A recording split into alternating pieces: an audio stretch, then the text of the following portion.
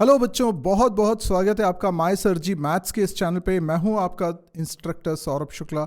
आज हम लोग देखने वाले हैं 6th क्लास की मैथमेटिक्स के अंतर्गत चैप्टर नंबर 12 जो कि है अंडरस्टैंडिंग एलिमेंट्री शेप्स। और इसमें आज जो टॉपिक हमको पढ़ना है वो है कोलिनियर पॉइंट्स। तो आइए शुरुआत करते हैं। सबसे पहले हम लोग कंपैरिजन ऑफ लाइन सेगमेंट देखते हैं। अब अगर दो लाइन सेगमेंट्स आपको दिए हुए हैं, जिस तरीके से यहां पर आपको दो लाइन सेगमेंट्स दिए हैं, एक है ए बी और दूसरा है सी डी। अब इन दोनों लाइन सेगमेंट्स में से आपको कंपेयर करके बताना है कि कौन सा ग्रेटर है, जिसकी लेंथ ज्यादा है वो बताना है आपको। तो सबसे पहला और सिंपल तरीका है कंपेयरिंग बाय ऑब्जर्वेशन, यानी सिर्फ देखकर ही आप बता सकते हो कि कौन सा इसमें ज्यादा लेंथ का लाइन सेगमेंट है।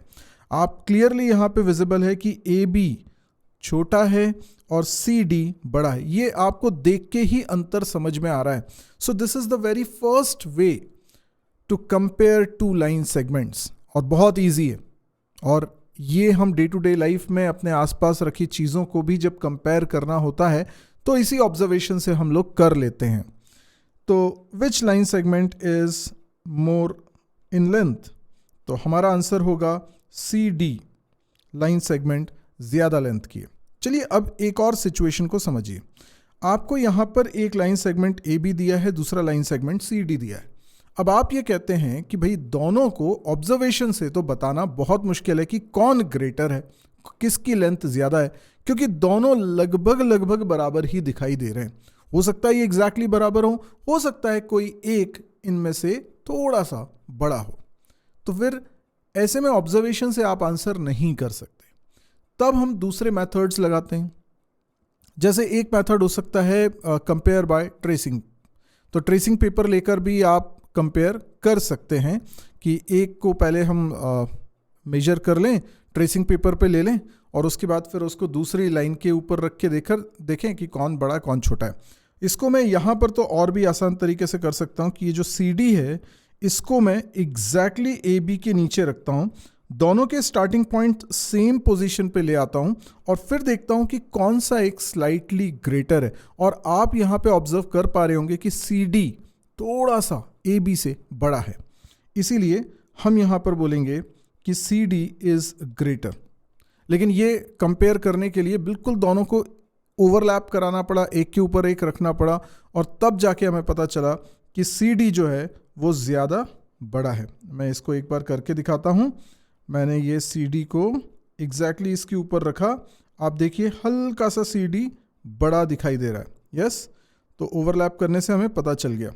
तो ये तरीका हो सकता है कंपेयर करने का, बट ये तरीका अभी पेन पेपर लेकर तो बड़ा मुश्किल होगा ना। यहाँ तो मैं सॉफ्टवेयर्स की मदद से ईजिली इसको ड्रैग एंड ड्रॉप कर पा रहा हूँ, लेकिन it's not that easy, right? आपको दो अलग अलग लाइन सेगमेंट्स को एकदम पास में लाना पड़ेगा, which is not feasible all the time. अगर वो मूवेबल ऑब्जेक्ट्स नहीं हुए तो आप ऐसा नहीं कर पाओगे ना। तो ये थोड़ा सा मुश्किल होता है, और ट्रेस पेपर से भी अगर आप करोगे तो ये टाइम कंज्यूमिंग रहेगा, और इतना हम नहीं अफोर्ड करेंगे कि हम सोचेंगे कि थोड़ा जल्दी रिजल्ट आए। तो इसके लिए हमारे पास और भी मेथड्स हैं। हमारे पास होता है रूलर, जिसको आप स्केल भी बोलते हो। तो ये है रूलर, दिस वन, और आप इसकी मदद से भी, और ये सबसे सटीक तरीका है, इसकी मदद से दोनों की लेंथ मेजर कर सकते हो, और न्यूमेरिकल वैल्यू जिसकी ज़्यादा होगी वो लेंथ ज़्यादा है। जैसे अब अगर मुझे बताना है कि ए बी और सी डी में कौन सा बड़ा है, तो कैसे करेंगे हम लोग? इस स्केल की मदद से करेंगे। देखो ये जो स्केल है, मैंने एग्जैक्टली जो रूलर मेरे पास है इस रूलर से कंपेयर करते हुए ही इसको बनाया। तो अगर मैं इसको इसके ऊपर ओवरलैप करूंगा तो ये एग्जैक्टली सेम आएगा, इसीलिए ये एक्चुअल है। और अब मुझे इसको कंपेयर करना है, तो मैं कंपेयर कैसे करूंगा?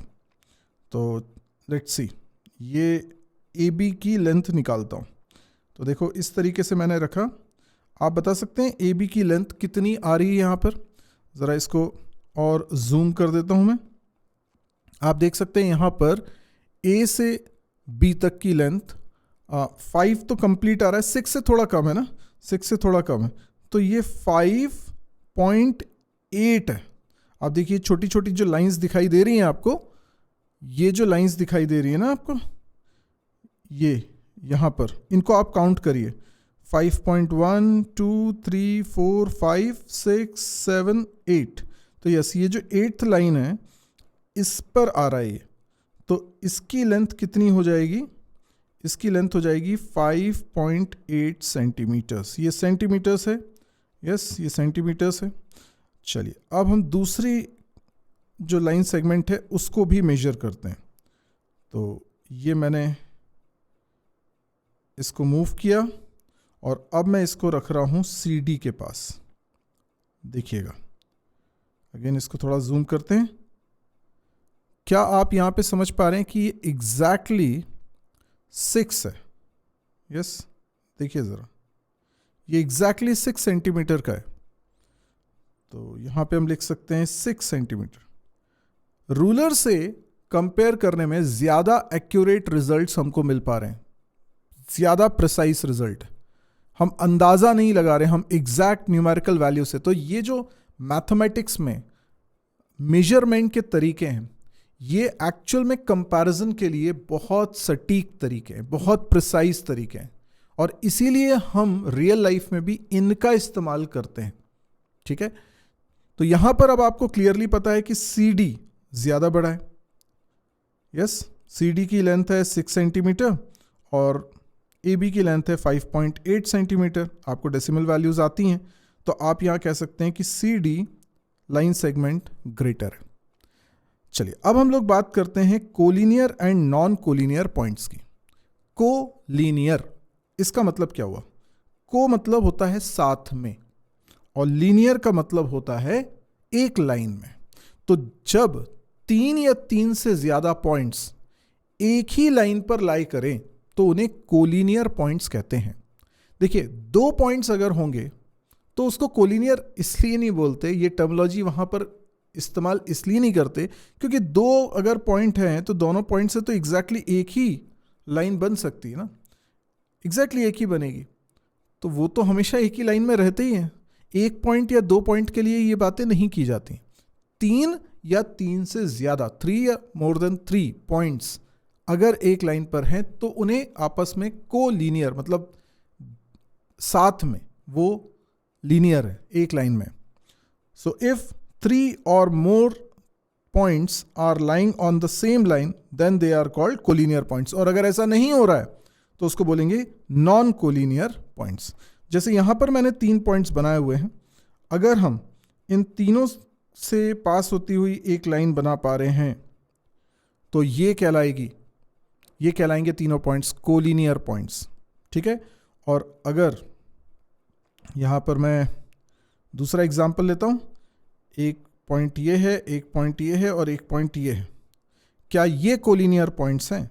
आप ज़रा देखिए, यहाँ से अगर मैं लाइन ड्रॉ करता हूँ तो ये सीधे चली जाती है, तीसरा पॉइंट इस पे आ ही नहीं पाता है। तो यस, ये तीनों थे कोलिनियर पॉइंट्स, ये तीनों हैं नॉन कोलिनियर पॉइंट्स। ठीक है, इसको मैं लिख देता हूँ, दीज आर कोलिनियर पॉइंट्स। ठीक है, और इनको बोलेंगे non collinear points, collinear points. ठीक, अब चलिए आपके लिए कुछ सवाल है, चाहे तो वीडियो को पॉज करके आप पहले इस सवाल को सॉल्व कर लीजिए, फिर मेरा आंसर सुनने के लिए वीडियो को रिज्यूम करिएगा। अब मैं बताता हूं इसमें क्या बोला गया है। यदि आपको एक लाइन सेगमेंट PQ दिया है 11 सेंटीमीटर का और PR दिया है 8 सेंटीमीटर का एंड RQ दिया है 3 सेंटीमीटर का, तो ये जो 3 पॉइंट्स हैं PQR जो कि कोलिनियर पॉइंट्स हैं, ये किस ऑर्डर में है, इसमें बीच में कौन सा पॉइंट आने वाला है? तो सबसे अच्छी बात है कि जो सबसे ज़्यादा लेंथ की साइड दिख रही है आपको, सेगमेंट दिख रहा है, वो है 11 सेंटीमीटर। तो आप 11 सेंटीमीटर को ड्रॉ कर लीजिए। तो लेट्स से दिस इज, मैंने रूलर नहीं लिया है, बिना रूलर के मैं इसको बना रहा हूँ। तो let's say this is P and this is Q। ठीक है, तभी तो ये 11 सेंटीमीटर का है।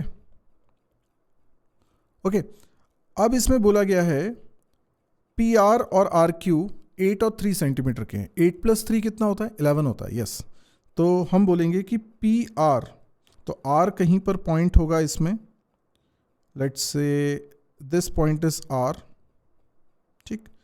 तो ये लेंथ हो जाएगी 8 सेंटीमीटर और आर क्यू की लेंथ हो जाएगी 3 सेंटीमीटर। तो 8 + 3 = 11। अब आप देख सकते हैं कि इसमें मिडिल में कौन सा पॉइंट आ रहा है। Middle not exactly middle, but in P और Q के बीच में कहीं पर लाई कर रहा है, वो है R। Then which point lies between the other 2 points? R lies between P and Q। This is the answer. एक और सवाल आपसे, can you draw a triangle with 3 collinear points? आप आंसर यस नो में दे सकते हैं और ज़रा आप इसको ड्रॉ करके भी देखिए, तो आपको अच्छी तरीके से समझ में आ जाएगा। अगर कोई भी कंफ्यूजन हो तो आप चाहें तो वीडियो को पॉज करके ये एक्टिविटी करिए और उसके बाद फिर वीडियो को रिज्यूम करिए। चलिए अब मैं बताता हूँ इसका आंसर। अगर कोलिनियर पॉइंट्स हैं, दैट मीन्स वो पॉइंट्स एक ही लाइन में, और ट्राइंगल बनने के लिए ज़रूरी है कि वो तीनों पॉइंट्स कैसे हों? नॉन कोलिनियर हो, क्योंकि एक लाइन में 3 साइड्स नहीं बना सकते। आपने जैसे इन दोनों को ज्वाइन किया तो एक साइड हो गई मान लो ट्राइंगल की, ये दूसरी साइड हो गई मान लो ट्राइंगल की, पर तीसरी साइड तो इसी पर ओवरलैप कर जा रही है ना, इसीलिए इसमें ट्राइंगल नहीं बन सकता। तो आंसर होगा no, we can not make a triangle with 3 collinear points. तो आई होप ये सिंपल सा चैप्टर था, चैप्टर का पहला टॉपिक था, आपको समझ में आ रहा होगा। अगर आपको वीडियोस पसंद आ रहे हैं तो आप लाइक करने के साथ साथ कमेंट भी करके बताइए कि आप अभी कौन सी क्लास में हैं और आपको ये वीडियोस कितने हेल्पफुल लग रहे हैं और क्या आप चाहते हैं। इसके अलावा अगर आप समझते हैं कि ये काफ़ी यूज़फुल कंटेंट है तो आप इसको शेयर कर सकते हैं अपने दोस्तों के बीच में, छोटे भाई बहनों के बीच में, जिन लोगों को इसकी ज़रूरत है। और साथ ही इस चैनल को अगर सब्सक्राइब नहीं किया तो सब्सक्राइब करिए, क्योंकि इसमें लगातार रोज़ आपको एक वीडियो मिलता है। आज के लिए इतना ही। Thank you, good bye.